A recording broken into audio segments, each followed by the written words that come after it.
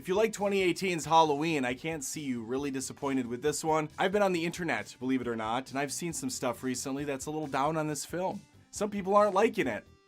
Well, I did. Now, I don't think it's quite as good as Halloween, the 2018 Halloween, not to be confused with the old Halloween, which is also better, but it is a nice film all the same. It's got tons more gore, tons more violence, if that's your sort of thing. If you're a Rob Zombie Halloween fan, why? But secondly, this is closer to that in terms of the violence. There's eyes getting gouged out, there's glass getting stabbed through the neck, heads getting decapitated. This has a really good pace to it too. It starts a little slow, kind of building up some of the new characters, but then it's non-stop after about 10 minutes. And I think the thing runs about an hour 45, so it doesn't overstay its welcome. What people might have a problem with, and I know it was kind of irksome for me, was Jamie Lee Curtis is not the main character here. She's barely in this, to be honest.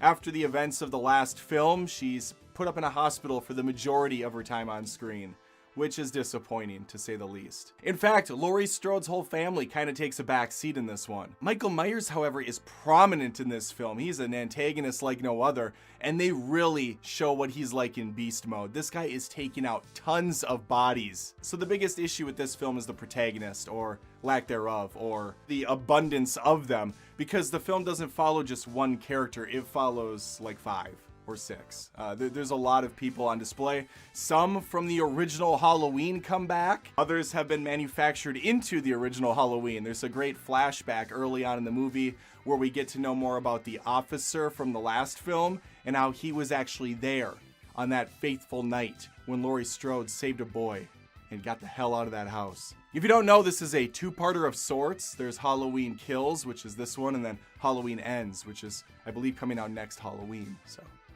they're getting the date right. I guess I'm not really sure what people are really hating about this one. If you're looking for a deep character study, you're not getting it here.